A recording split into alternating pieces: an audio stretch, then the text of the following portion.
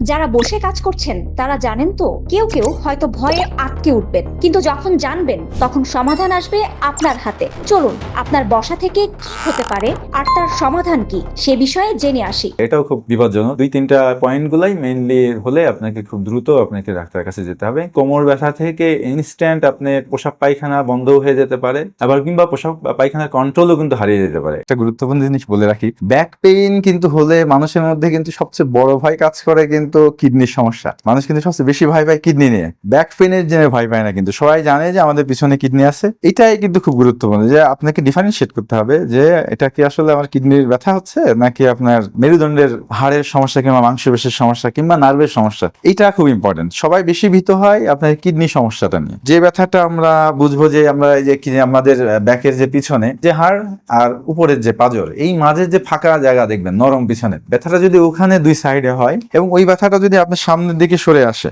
কিংবা আপনার কুকচির দিকে যায়, ব্যথাটা যদি এইভাবে ছড়িয়ে যায় তাহলে কিন্তু এটা একটু কিডনির সাইডের ব্যথা চলে গেল, এটা একটু বেশি টেনশনের। মেরুদণ্ডের ব্যথাটা সাধারণত এইভাবে হয় না, আমাদের ওই ব্যথাটা সাধারণত পিছনের দিকে হয় এবং ওটা সাধারণত নিচের দিকে ছড়ায়। অনেকের সাইডে ছড়াতে পারে, সামনের দিকে অনেক বেশি মানে এবং তীব্র ব্যথা হয় না। আরেকটা ব্যাপার, কিডনির ব্যথা এবং মেরুদণ্ডের ব্যথা পার্থক্য আছে। কিডনির ব্যথাটা তীব্র ব্যথা হবে এবং থেমে থেমে হবে, প্রচন্ড ব্যথা শুরু হয়ে যাবে, আপনার বমি হবে, জ্বর হয়ে যাবে, এরকম একটা অবস্থা। আবার কিছুক্ষণ পর আপনি ভালো হবেন, আবার ব্যথা শুরু হবে। কিন্তু মেরুদণ্ড কিংবা আমাদের যে স্পাইন নার্ভ এইসব সমস্যা হলে দেখা যাচ্ছে ব্যথাটা ওই রকম না, এটা মানে একটা কনস্ট্যান্ট একটা পেইন কম বেশি থাকতে পারে কিংবা মুভমেন্টের সময় ব্যথাগুলো বেশি হতে পারে। আচ্ছা, আপনি নিচে বসলেন কিংবা ঝুঁকে উঠা বসা করলেন, সেক্ষেত্রে মেরুদণ্ডের পেইন গুলো কিন্তু বেশি দেখা দিতে পারে।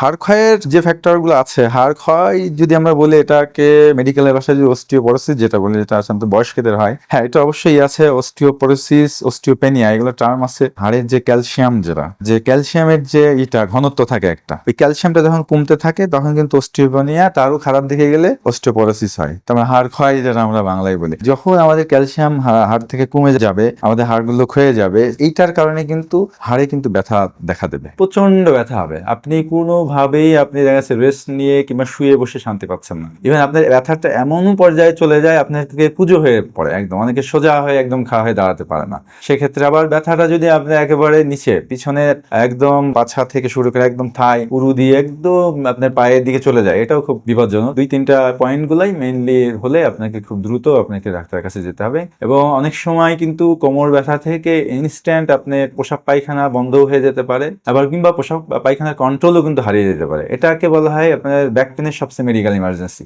এটা হলে দ্রুত হাসপাতালে যেতে হয় এবং দ্রুত অপারেশন করে এটা ঠিক করতে হয়।